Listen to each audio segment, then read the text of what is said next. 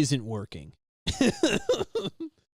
Welcome to Razed Typical After Hours.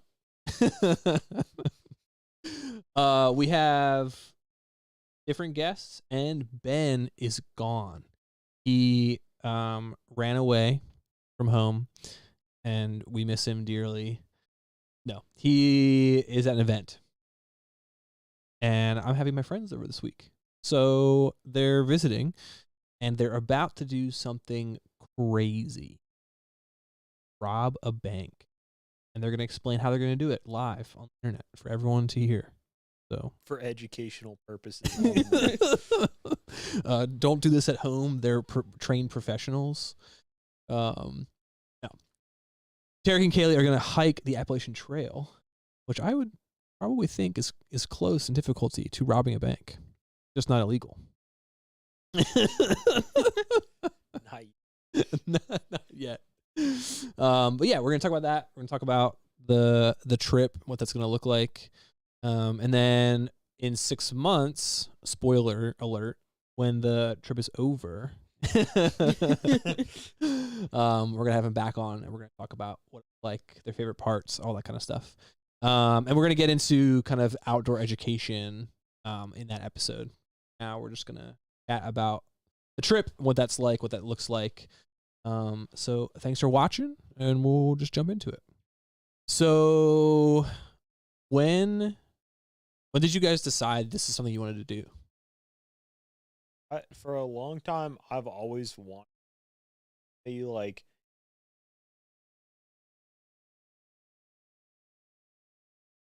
well, that's how I think. Then you hear about this trail that stretches from Georgia to Maine. Not really understand.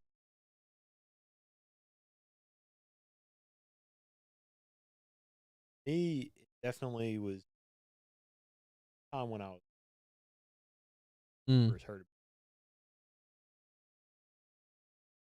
Yeah, I grew up going to state parks and loving the outdoors, and started doing it with my dad, and great to do one day. Yeah.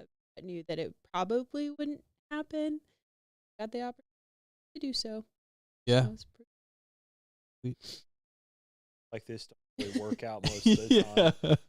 It's not very often you take 6 months off your life. Yeah. Put everything on. Go and live in the.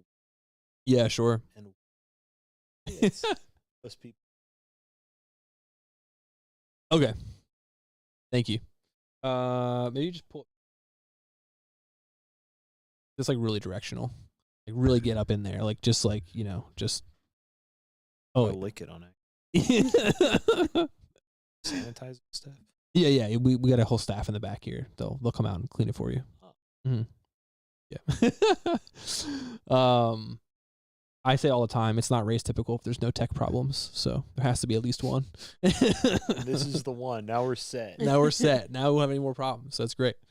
But no, the one thing I was thinking about, right, is not only is it challenging, like for anyone, right, to find 6 months to make something like this, but also as a married couple, that also makes it harder, right? Because you both have to be interested. And I know you guys well, but this is something that you both wanted to do. So that leads to it as well, in the sense that you didn't have to like convince your partner, like, let's do this thing, because I feel like that would be a hard sell if you weren't as interested as you both are. It's already a wild enough idea. Go camping for half of a year. Yeah. But then to convince someone who doesn't want to go camping to do that, either not going to happen or. Yeah, that's fair. Yeah, I remember when you were telling me, and you were kind of saying, like, it was Kaylee, you were saying it was like a goal that you'd had but didn't really express. And so then, Tarek saying it was something that he wanted to do was awesome. Tell me a bit about the planning, right? So I know that you guys have a lot of experience in the outdoor world, but what does it look to plan something that's this long? Like, it's a weird combination of being incredibly hard and Mm. because the last place I worked at a camp called Honey Rock up in Wisconsin, I was in charge of a program that did a lot of wilderness tripping. So I was often planning between like 8 and 10 day trips. Mm. And those are easier. You have a very defined start and end point. You can just plan out your entire route from start to finish because you have a set amount of time to finish it.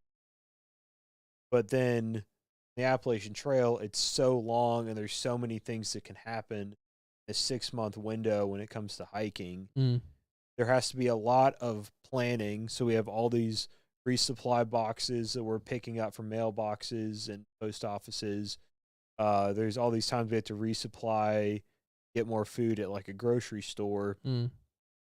But then outside of that, kind of just have to feel it out every day on the trail. So there's been all of that really hard planning and looking at as much as we can every mile between Georgia and Maine. But at the same time, there's a lot of it you just kind of hold an open hand and you're like, well, I have 3 days to get to the next food drop. How many miles are you going to do? It'll depend. Yeah. Yeah. A lot of Excel programming Mm. and figuring out, okay, well, for boxes, pounds of pasta, Yeah. it's 20.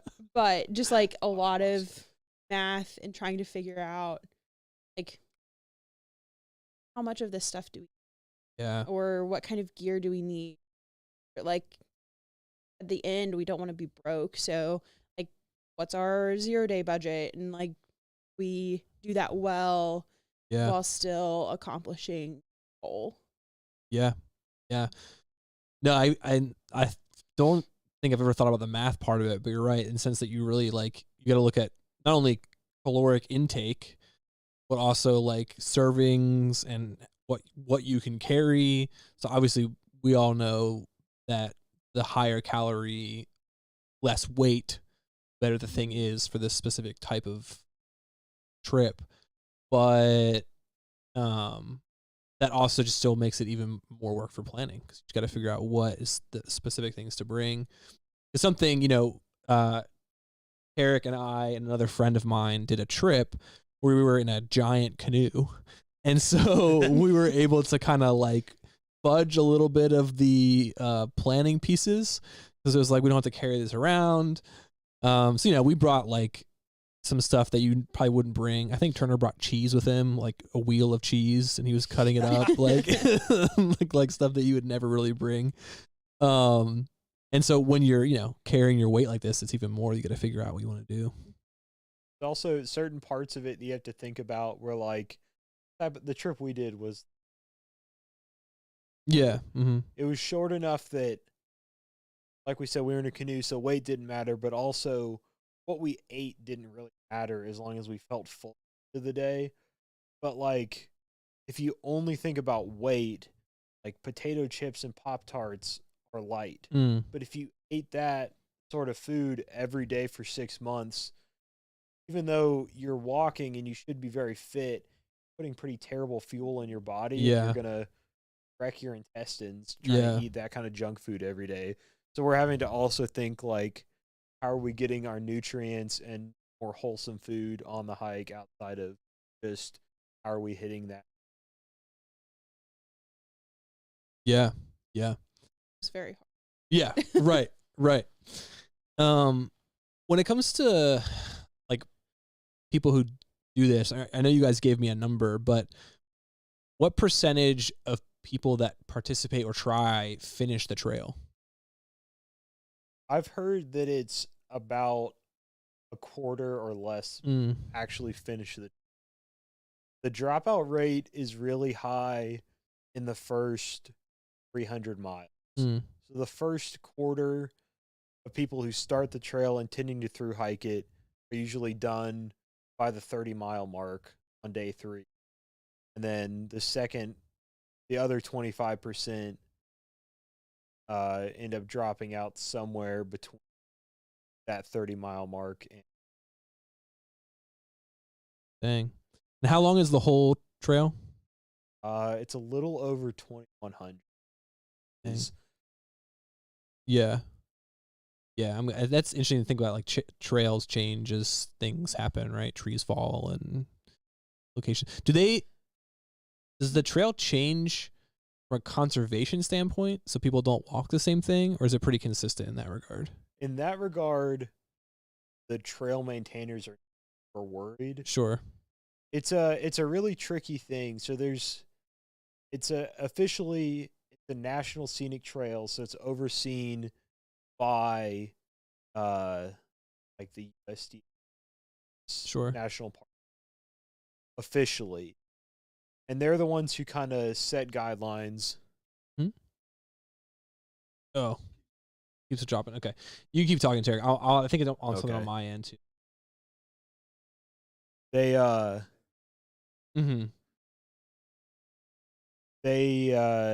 manage. They help to set different guidelines, and then the Appalachian Trail Conservancy is the one who actually manages groups along the length of the trail.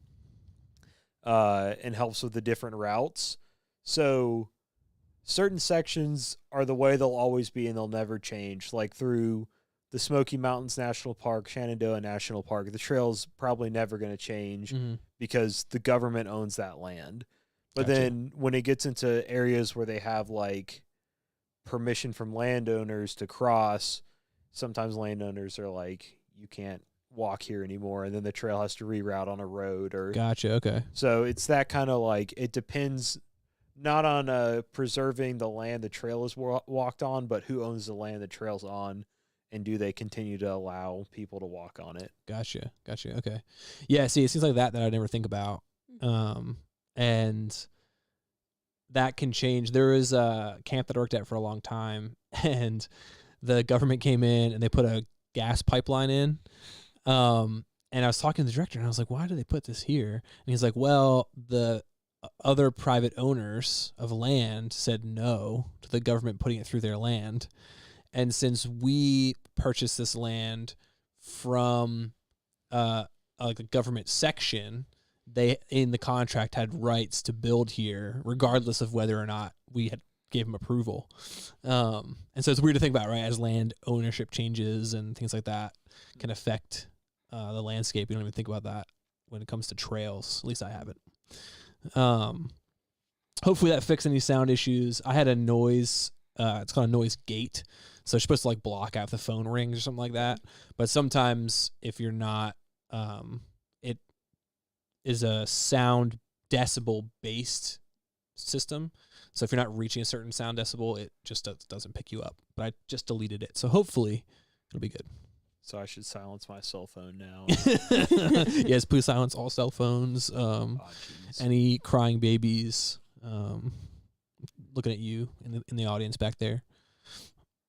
So true. So the outdoor background, right? You worked at Honey Rock, and you both have your masters. What's the official title of that? Outdoor and adventure leadership. Okay. Okay. Is the official thing. Yeah. What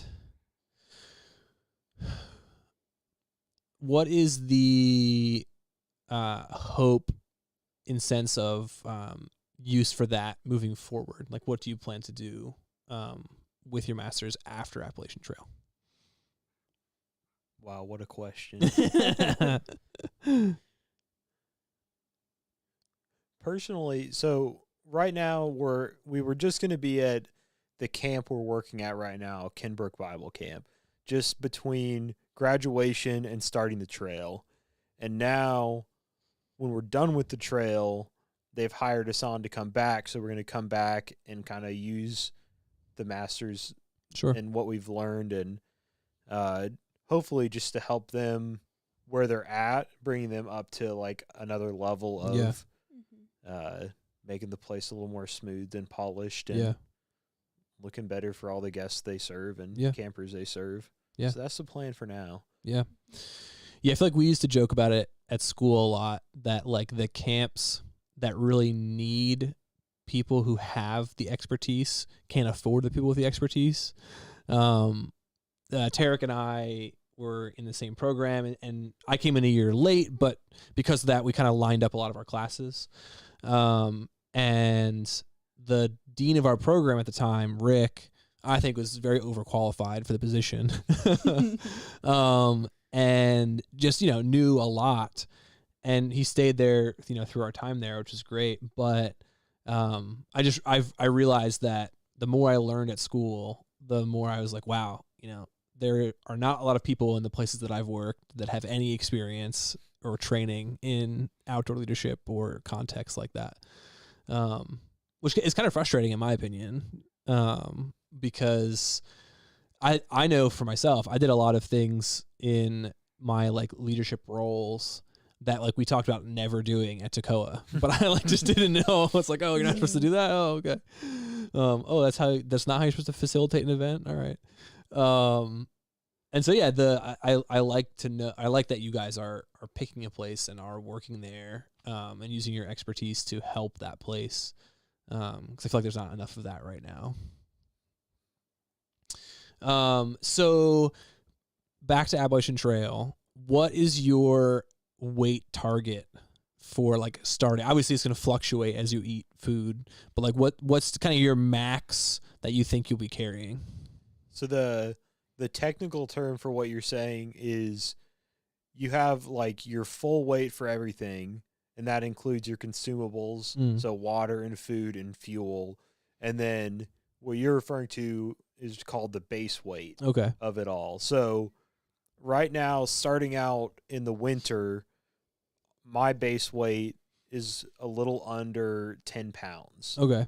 So when we start, I've got a warmer jacket. I got warm pants. I've got a 15-degree sleeping bag. So it's a lot more stuff I'll need to stay warm when it's going to be colder out. And then when we get to the summer, my base weight is probably going to be closer to 6 pounds, 5 or 6 pounds. Wow. So when those days that we're hiking in and we've eaten all of our food and we need to buy more fuel, our bags are going to be super light. Yeah. Yeah. That's crazy. Yeah, I can't even, my brain quantify having 6 pounds. That's crazy to me. It's incredible. If you've done tripping before, yeah, you've carried that 25 pound pack and you've gone up a huge mountain, mm-hmm. you're like, oh, I'm so tired. Yeah. But with this being a little lighter, there's nothing like it. Right. And you can fly, your hips don't hurt. Yeah. Because all that weight isn't on your hips, and Dang. it's truly incredible. Yeah. It was fascinating because when I was at Honey Rock, I was doing a lot of guiding. So when I'd be on trips, either training staff or with campers, my backpack would weigh 45 to 50 pounds because I'm carrying all of my equipment plus the group gear plus any extra emergency type guide equipment. So until pretty recently, when I figured out that you can bring lighter gear and less gear, I thought I hated backpacking. I'm like, this is a necessary evil, but backpacking sucks. Yeah. And then we invested some money in some lighter gear. I realized you can leave home things like a paperback book and things that are heavy. Yeah. And you start hiking with a bag that light. It's not like you have to go and work all day so you can get to camp and hang out. You're just enjoying a walk all day, and then you get to be at camp at night. So it's an all-around gloriously different experience than what most people experience when they backpack. Yeah. I was even thinking our context as leaders, obviously our goal was to push participants, but there are times where a student is I can't move on, and you're all right, I'll take something from your pack, and so you end up carrying 10, 15 pounds more than everybody else anyway. And so that's even different too, because right, you guys have no responsibility aside from yourself, which I think that as leaders sometimes I feel we lose a bit of the enjoyment because we have so much responsibility. but you're really going to get to participate as opposed to, leading, Mm-hmm. which I think is different and great. What is one, I want to say state, but I know there's going to be different areas in different states. What's an area that you're specifically excited to hike? The Northeast Mm. with Vermont, New Hampshire, and Maine, just because, like, we've never been up that way, Yeah. but they kind of have the same trees and kind of the same stuff as where we spent at Honey Rock. That just became like home, and so being able to see that again and seeing really, really tall mountains and just like incredible landscape, and it'll be very different from here in Pennsylvania, but also in Georgia and like the southern states as well. Yeah, what she said, I've never been further north than New York State, and we were way over in like western New York. So anywhere north of that is all going to be new to me, and I'm excited to see a new area that I've never seen in any context. Yeah. But I'm also really excited to just do the Georgia to the Smoky Mountains portion, because I've done a lot of tiny backpacking trips or hiking or whitewater and like in that area of like North Carolina, Tennessee, Georgia. So it'll be really cool to do this one thing where I kind of stitch together all of those experiences and all those places onto a single line as I hike through that area. Yeah. I'm pretty excited about bringing all of those different years of experiences together as one trip. No, that's sweet. I think I'm pretty sure it's Maine, because we did a trip where we went up the East Coast when I was younger, and I think it's Arcadia, Maine.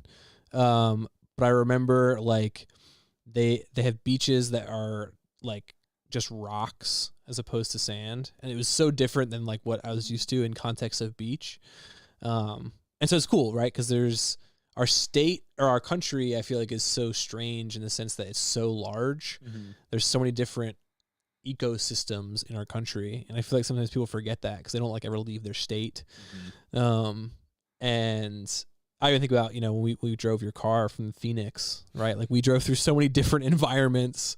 Some were pretty long, but it was strange to see different environments as we went. Mm-hmm. So that'd be cool for you guys too, because it'll be the same thing. You'll see so many different environments. So part of the reason you had to stay in PA was timing. So talk a little bit about that, why you couldn't start when you had the time to start.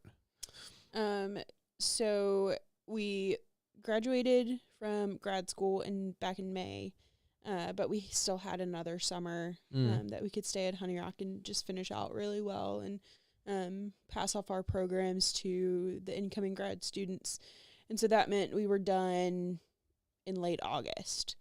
And to start the trail in August meant that we had to start up in Maine and then go down, and like we wouldn't have had any time to plan. And so we were like, well, we'll take the 6 months to prep and plan and get gear and try out gear and just do all of the little things that we really wouldn't have had time to do, because we decided to do the trail in April. So like there really wasn't time to plan. And we really wanted to enjoy this. So we said, we'll hang out in Pennsylvania for 6 months and then we'll start and do it. Instead of Maine to Georgia, we're doing Georgia to Maine. Cool. Cool. Yeah, I forget who was telling, but I was telling someone about it, and they're like, "Oh, why don't they just start now?" And I like tried to explain that to them, and they just like weren't getting it.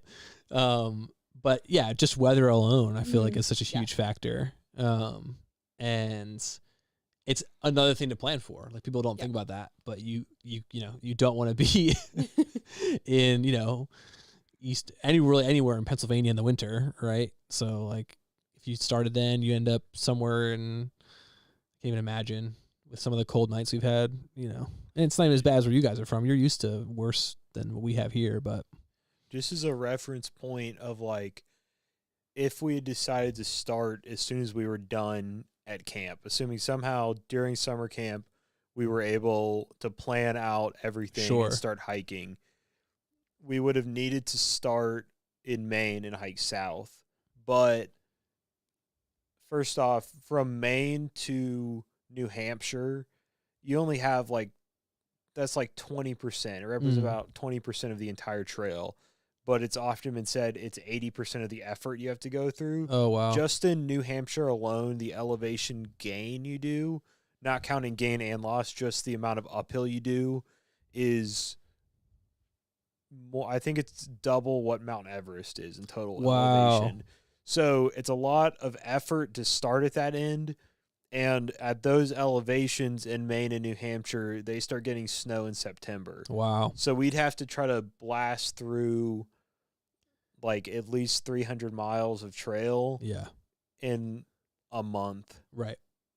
While doing all of that elevation, and we're trying to adjust to life on the trail, trying to beat snow. And then, like you said, if you started in September, plus if you add on 3 more months of hiking, September, October, November, then that we'd be here, right, PA in November. So it just would have been really cold and miserable for 6 months of our life. Right. Yeah. Yeah. So it makes more sense to kill some time, really plan it out. Yeah, worth the wait. Yeah. Right. Right. Yeah, because that's the last thing you want, right? Is to do it and be like, that was the worst thing we ever did. And it's one thing if you do it the way you're doing right now, where you put the time into plan, you pick the time that makes sense, and then still at the end, you're like, that was terrible, right? It's it is what it is. There's nothing you can do about that. It's totally different if you rushed it, picked a bad time, and then hated it. It's well, you kind of did that to yourself.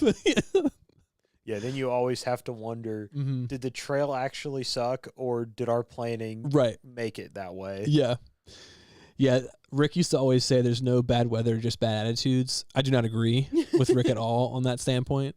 But I think in this example, when you can plan for bad weather and still participate in bad weather, then you're like, all right, not the best choice. Yeah. So one of our classes we did in grad school, we went winter camping. And we were up in northern Minnesota, right near the Canadian border, in January. So the first night we were out there, it was -15. Oh my God. And so that's a rough way to start things off. It was a great time. We were prepared. We had all the right clothing. We built snow caves. We spent a night alone out on the ice. It was awesome. But the strain on your body from being in that cold, even though we were prepared, and we didn't have to walk a ton or anything. We were just kind of hanging out in a base camp. But when we got home and we showered and we got into bed, we felt like we had the flu, as our bodies were trying to adjust from being in that extreme cold to being back into a warm house, and just the strain it put on us to be outside in those temperatures for even 3 nights. Yeah, because our body had to adjust. Yeah. Because you can wear parkas and snow pants and snow boots and all of this stuff, but your body is still it has to work harder. Yeah. And produce more heat and burn more calories. And all this stuff that our bodies weren't used to. Not worth it. Yeah. Yeah. Yeah, I'm a wimp, and I'm it's October, camping is done. I think I said that to you when we were at Toccoa, and you're like, that's when we start camping in Georgia. And I was like, no, dude. I don't think so. I was like, I'm done. If it's not 65 at night, I'm not going out. Oh my gosh. Although I've said before that I'm a person that I'd rather be sweating than be cold, which I know is a lukewarm opinion. It's somewhere in the middle. Yeah. But yeah, I've always been that way. I hate being cold. But so as you progress on the trail, right?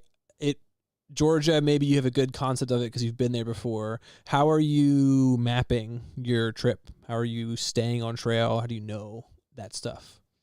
We actually have this really cool app called Far Out. Okay. And it's really useful because like there are a bunch of books that have the map and like have all of the items that you would need. But this map is electronic. It's on your phone. But it has icons that you can actually see, like, oh, at this stop, like, you can stay at a hotel, and here's a grocery store. And those are, like, the off-trail things. Yeah. But there's also on-trail of, like, campsites, water, views, anything like that. They have an icon for it, usually a picture of it. Cool. And then there's a social aspect to the map where people can say, hey, this water is running really well today. Like, you can depend on it. Yeah. So that aspect is really nice that, like, we kind of know what's ahead of us, and then it also tracks us as well. Oh, cool. So if we're on a really hard mountain, we can be like, we're halfway done. Like, let's keep on going. Like, we can do this. Yeah. Just kind of, it's easier and a lot more information. Yeah. And we've loved it so far on our few trips that we've done. Yeah. To prep. Yeah, my favorite aspect is, so like she said, it's got all those things. It's got like the classic top-down view that you'd expect to see in like a GPS type map, but then it also has like a graph side view showing elevation profile. Oh, cool. So it's like a 2-dimensional, like, here's the lines going up or down, and then it just shows like your little icon of you. So like she said, you can be like, wow, this mountain sucks right now. And you can just pull it up and be like, oh, we've only got like an eighth of it left. Let's just push to the top. So that's cool. That's super nice when you're on a hard mountain and it's like hot and you're hauling up it. Yeah. And then you can see exactly how far you have to the end. Yeah. It's way better. Dang, that's cool. How, like, so obviously you'll have probably that on a phone, but will you have times to like check in so people know you're alive still? Yeah. So on that app, there is the other part of the social aspect that we can post something and people that follow us can see it. Okay. And not on like the water or anything like Yeah, that, but sure. it's just specifically for check-ins. And then any 0 day, which is a day with little to no miles, where we'll be in like a town or at a store or something like that. We'll do a little check-in with photos and stuff like that. Cool. Cool. Yeah, because I always think about like context of my parents, and like my mom tracks Ben when he goes to like Walmart. And so I can only imagine, knowing at least your parents, that they would want to know that you're alive. I've given them plenty reason to believe I won't be on many other adventures. So yeah, at this point, they've kind of stopped asking, but they always want to know. Yeah. I think our mom would always say, just tell me once the story's already happened, right? Like, don't be like, oh, we're gonna go do this. Like, you know, once the story's happened, I'll listen to it. I'm like, oh, okay. That's cool. I remember we talked about that app a little bit before, but like putting that together is a great idea, and especially that social piece, like you're saying. Because I remember we were planning one trip. It's funny. I think it's Standing Indian. I was thinking about Frog Mountain. But on that loop, there's a spot that I picked that had like really good water. And when we got there that day, it was like nothing. Oh yeah. And we were like, and so like, you know, that piece is huge because stuff like that changes. Yeah. But we're fortunate in today's era where we have the ability to kind of express those changes. Whereas, you know, the age of paper maps, you kind of were in trouble. Yeah. So is there a part that you are least excited about?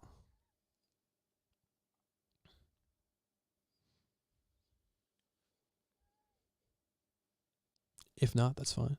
I'm not super excited about, so when you start the trail, especially at the time we're starting, which is kind of the traditional time to start between like early March to mid-April is kind of when most people are starting the trail.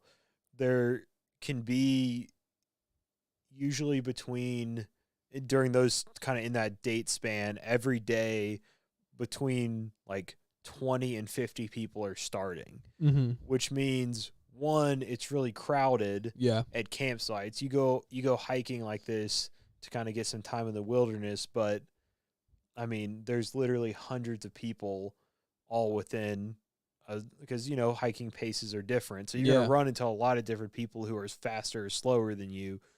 But also a lot of people like the kind of like free spirit backpacking through Europe vibes of being young and hiking somewhere like this and going on a journey. So before a large percentage of people drop out at that first 300 miles, there's a big party culture with lots of drinking and weed and staying up late and having ragers out in the woods. That's probably the only thing about the trail that I'm thinking about now, and I'm like, that is just not what I'm looking for. Like, if I get to a campsite late because I've been hiking all day, I'm not trying to be kept up till 2 a.m. because Chad and his buddies are trying to drink and have a good time. So I'm looking forward to really seeing those first 300 miles, like I said, but I'm also looking forward to after, when a lot of that partying has died down because people have spent all their money on beer and now they have to go home. I think those like really hard days that you are like halfway through and you're like, oh, I still have 10 more miles to go. Like, those are going to be really, really hard in the moment, but at the end, like, this is going to be, it's going to be hard. And that's the reality of it. But it'll be really cool also to get to the end of that day where you're like, oh, this is terrible. And then having to remember this is one day out of 6 months. Like, it's going to be okay. Yeah, it's kind of cool too. Like, you have like a soft timeline in the sense that like you need to be places at certain times. But it's also flexible enough that like if you have a rough day, it's like, okay, we can maybe do 4 instead of 8 tomorrow. And I think that's nice in the sense that you don't have to be like, all right, bang, bang, bang, bang, bang. And I've always enjoyed trips like that where you can kind of like flex and flow depending on what you need. I always think about I've talked about it so many times, but I think it was the same Standing Indian trip where we were stuck between 2 campsites, and we were, I think, like at a point where we could stop, or there's a campsite maybe like a mile or 2 behind us. And then the other campsite was up and then down the mountain. And so like leader of the day was like, we're going for it. And I was just so not feeling it. And that was, we're talking the 20, 30 pound backpacks. And so, and plus I think I was using like Toccoa gear. So like not the best stuff. And so we went up and down, and I just remember like being in the back and being like, this is the end. This is the end of my life. I just gonna pack it in here. But yeah, sometimes you have to get through that portion in that timeline. What I know, like rain, wet, water, not the best thing in shoes while hiking. How are you guys like planning to operate in poor weather like that? So specifically talking about shoes, the traditional hiker, you see them when you go to a national park and they've got like their cargo shorts and their button up and their little vest on. And they're always wearing like ankle high leather boots. And not that it's universally true, but if you get caught with those on a long distance trail, someone's going to laugh at you eventually. Because nowadays what people do are they're hiking with trail runners instead, because unless you have like notably weak ankles, you're going to be okay in trail runners. They got the traction you need. to hike the trail, but if you're wearing leather boots specifically, or just boots that are waterproof, or like a Gore-Tex material, if you are hiking all day in the rain, your boots are going to get wet no matter what. You can't keep them dry because they're not made for like all day constant wet while you're also sweating in them and moving. Right. They're going to get wet. But the difference between those boots and trail runners is that trail runners are going to get wet, but they're so light and breathable, just the heat of your foot in them can sometimes dry them off by the end of the day. Yeah. Just hiking in them.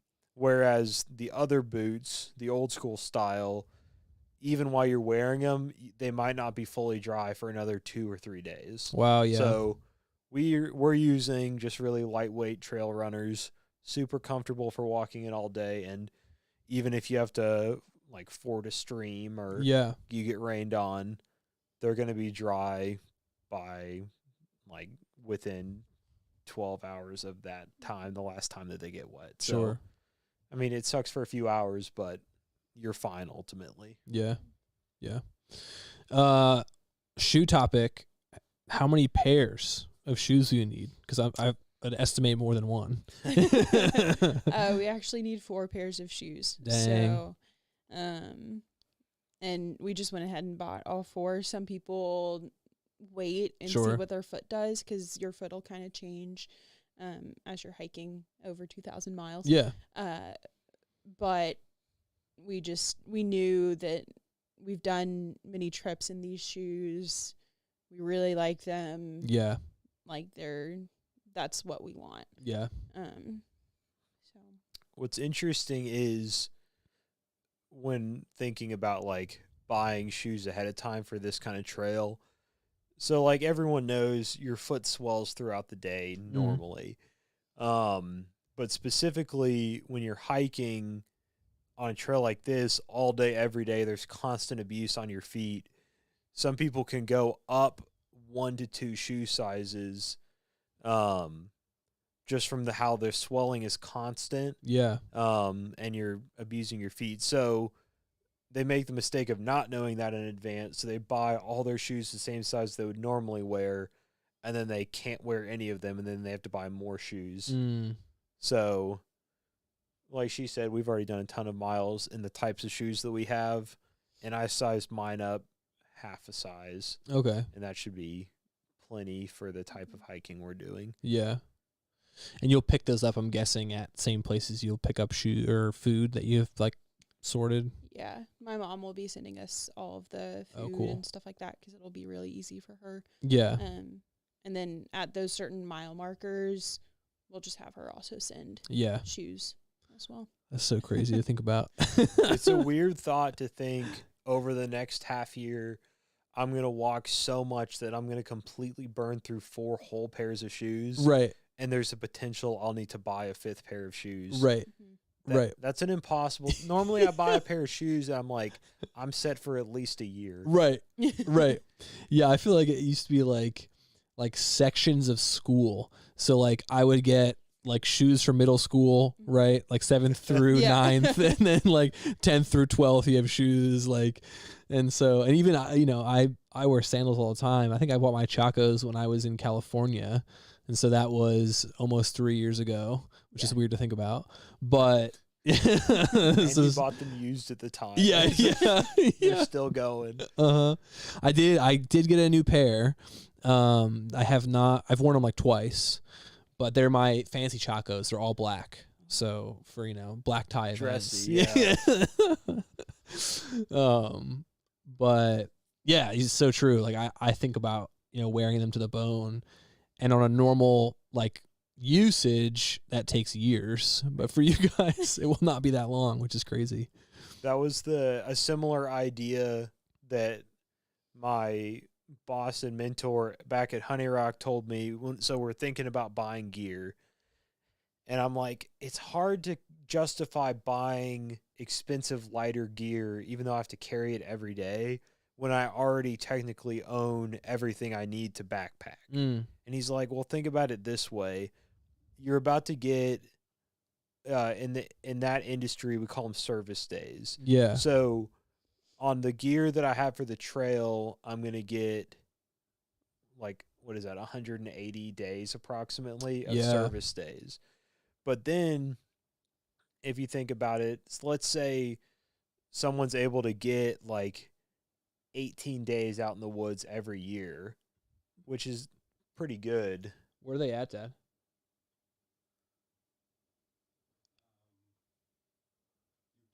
Oh, okay. They should be coming up, but I don't see them. I'll find them now. Thanks.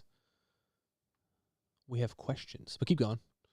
That means that the amount of use I'm going to get out of my gear over the next 6 months is equivalent to what someone will get out of about 10 years of use. So it makes sense in that regard that I'm getting a decade's worth of use out of my gear. So it's okay to put in a little extra money towards that. Sure. So there's 2 questions. I had YouTube up on our chat. I pulled it up, but it's not working apparently. But one is daily water. So you have to carry a lot of that, right? Because you'll filter and then carry, or you just filter as you go. A little bit of both. And our system is a bag that's like this big. Okay. And one side opens like fully, and then the other side has like a bottle top on it. Oh, cool. And then the actual filter is only about that big, and it screws on to the bottle side, and you just squeeze it through. Oh, wow. And okay. It's instant. Yeah. And it is the fastest water filter we've ever seen. Yeah. Wow. We've used Aquamira, which is a chemical treatment. Yeah. We've used regular, just like gravity filters that you put in, and then over time it filters through. Yeah.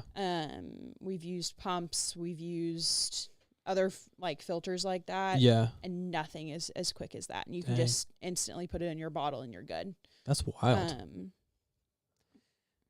Go ahead. Yeah. So also there's the idea that we have the app, so we can see exactly how far it is to the next water source and if there is water when we get there. Sure. But there's also a concept in like long distance, lightweight hiking that if you show up to the next water source and you still have any water, you haven't planned correctly.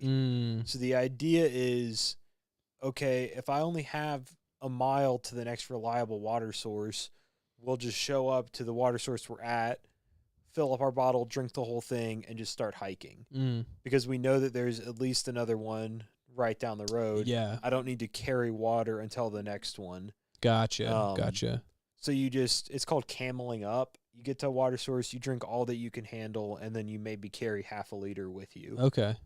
Instead of the more traditional method, you got the 2 1-liter Nalgene's. Every time you get water, you fill up both of them. Right. And you carry that much. But those are, I think, about 2.5 pounds a piece. Right. So that's 5 extra pounds. Yeah, it's your whole bag. Yeah. For no extra reason other than that's just what you're supposed to do in your mind. So. And like a safety blanket of, well, I know I have this. Yeah, sure. But like you can look ahead and plan and determine. Yeah, it's crazy like that, planning to that level of detail where it's like I know where this is going to be, so it changes what water I need to get. Yeah, I'm also still just reeling because when we did our trip, I brought my my Life Straw one. Yeah. It was so slow. Do you remember? Yeah. It just trickled so slow. I mean, we didn't care. We just left it, and then we had water. And I think Turner had a like a whole bag. I can't think of what they're called. Starts with a D. It was an MRS bag that we just filled with water. I can't think of the name of them. It's terrible. Yes. Yep. Drum. Yeah. Thank you. And so we just let mine trickle into that. And then once that was filled, we had a whole thing and we just used. But I think you had one of the gravity filters with you from Honey Rock. Yeah, I think I borrowed one from them. But yeah, I haven't seen one you just squeeze. That's so cool. Cause I think I've used, the hand pump, hand crank ones and, That's pretty sweet. And then this is a good question, but I'm going to also rephrase it. So, can we meet you somewhere in the Poconos? That is a good question, because we could do some with you in the Poconos. Because there's a part of the section that used to be like we had a mountain house. It was close to where our mountain house used to be. But with that same question, will people be meeting up with you at portions to hike with you if you're hiking past someone that you know? Yeah, so we have a friend who will be hopefully joining us the first few days that we're on the trail. And then in the Smokies, halfway through, you can actually stop, and it's like just about halfway through. My dad and my uncle and a couple of my cousins might be joining us. Well, my dad and my uncle for sure. And they'll hike the rest of it's about 3 days. Cool. From that point to the end. And then we'll hang out in Gatlinburg, and do a 0 day and just like, chill, refresh, wash clothes, just like those simple things. And then, my parents will join us in, Shenandoah, and we'll do some slack packing, which is really cool, where like my mom can hold on to our bags and like our food and like all of that stuff while we just hike with like a snack and some water and like really just blast through. 'Cause by that point we'll have our trail legs, and so our legs will be ready and they're used to carrying all of that weight. But we can go really fast and do a lot of miles like that. And then Tarek's parents are joining us in Pennsylvania. Cool. Right near Harrisburg area. Okay. And so we're gonna spend a couple days with them, also do a 0 day, hang out with them. So yeah, it's pretty accessible. And people are just gonna come and join us, and it'll be fun. That's exciting. I already looked up before how close the AT was to you here. Oh, okay, yeah. And you can jump on the highway and like straight north 1 hour. It crosses the trail. Yeah. So it would be super easy to meet up. Yeah, I say that's probably exactly the Poconos, because that's like pretty much where as we get on the highway, we just drive north and go to the Poconos. Yeah. And there's a town, like a section of the town that we used to go to, and I remember talking to one of my aunts, and she was talking about how the Appalachian Trail cuts through there. And so like when we first started talking about it, I was like, oh, like that was my concept of it. That, and then when we visited in Georgia, but I haven't done. I think I've maybe walked a little bit of it unintentionally, but never, it's never a goal of mine. The Standing Indian Loop. Was that? Okay. I feel like I remember, I think they had a sign that said that on it somewhere, that like this, that part of this is the AT or whatever. Yeah. That's probably what I'm remembering. But we're crazy. It's 7:54, so we're at our 5-minute mark. So I usually just leave the last couple minutes open, in the sense of like, is there anything else that like you're thinking about that you want to talk about for the trail, or just in context? I just give our guests time to talk, because sometimes you got something that you wanted to chat about and you didn't get a chance to. But if not, that's fine too. I don't know. There's not really any untouched topic. Yeah. It's just it's a wild thing. So the thing that's putting the trip into perspective is that we have, when we came here and we stayed at Kenbrook and we were planning and prepping for the trail, we were going to be there 6 months. We've been here living in Pennsylvania almost exactly 6 months. And it's putting into perspective how long ago and distant it felt that we showed up here on day one. That's the exact length of time we're going to be hiking. Yeah. So, like, it's already crazy to be like, that is a long time to be out. But also, it's easy in, like, everyday life. You have a routine, and you're kind of just, like, going about your business, and you're like, whoa, that week went by quick. And I think, obviously, we'll find a routine. Some days will go faster and easier than others. But I think the difference is that every single day of those 6 months require us to do at least 12 miles. Wow. So, like, every single day will require a lot of effort, and like we always get hit with the realization when you get back from a trip, like, oh, I can just turn on the faucet and drink water. But like all the basics of life are going to have to require so much extra effort of like, if I want to have light at night, I need to make sure that my headlamp is charged. If I want to eat, I need to make sure I assess my future caloric needs well, or I'm going to be hungry. Like, am I making sure that we're going to camp near water? And if not, did I bring enough? So it's like, we're intentionally making life so much harder to enjoy this time in the wilderness. Right. Right. And it's shifting the perspective, because a lot of the time it's like, when we go on trip, it's fun. It's something that we're looking forward to, and not that we're not looking forward to this, but like, it's a set amount of time. Yeah. Like 14 days. Right. Like that's it. Or like 5.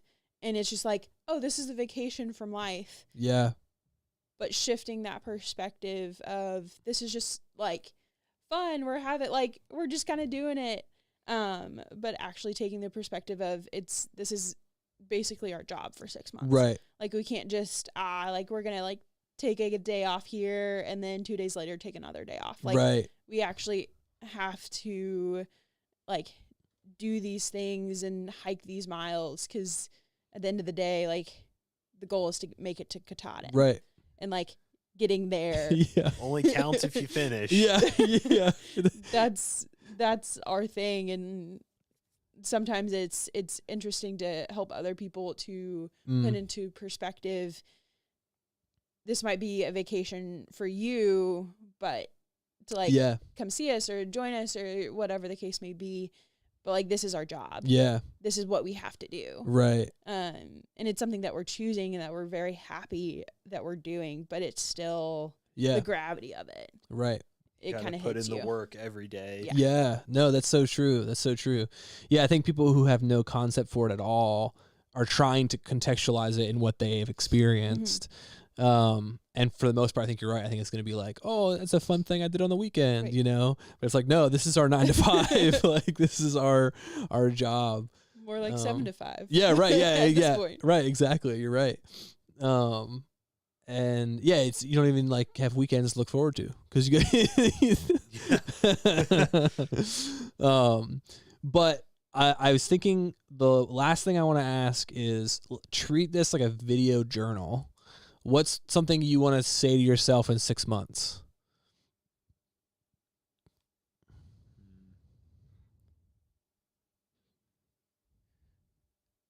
I want to say that I hope that I took the time each day, even when I didn't want to write in my journal about the day. Because when you have 6 months worth of experiences like this, everything's going to start blending together if you don't take the time to separate it out each day and write it down. So I really hope that I have stayed on top of recording it, so that once I get off the trail, I can like type it up and have it for years to come. To be like, wow, these are all the things that I intentionally was like learning and thinking about and growing in on the trail. Because, you know, that's a lot of time to think. There's not a lot of distractions when all you need to do is walk. Right. So I'm looking forward to all the thinking that you get to do, and hopefully I wrote all that down. Yeah, kind of in the same vein of, sometimes you just get caught up in the day and you're like, it's the end of the day. Like, I'm just going to sit here and not think and just kind of relax your brain. But actually taking the time to be intentional and like making it to Katahdin. And like, and finishing. And doing something that not a lot of people get to do. No, I love it. Well, thank you for taking time out of our hangout session to chat and talk about the Appalachian Trail. I'm looking forward to talking to you guys once it's done and seeing what you enjoyed, what you hated, if it was 5 or 4 pairs of shoes. You know, the hard details. And then thanks to everyone who's watching. And we will have him back on later, and we'll get kind of more into the education piece in the outdoor realm. Because because that's a topic we can talk about for a long time. But thanks for watching, and we'll see you on the next episode. For those who are hanging out, we have in March planned some employees of a local school district who work on the kind of inclusion pieces and student development pieces, as well as the assistant superintendent of that school district are going to be on the show. And we'll talk to them kind of about what they're doing for autism in their schools, as well as kind of just getting their stories. So tune in for that. Pay attention to the website because I'll keep that updated. Thanks for watching.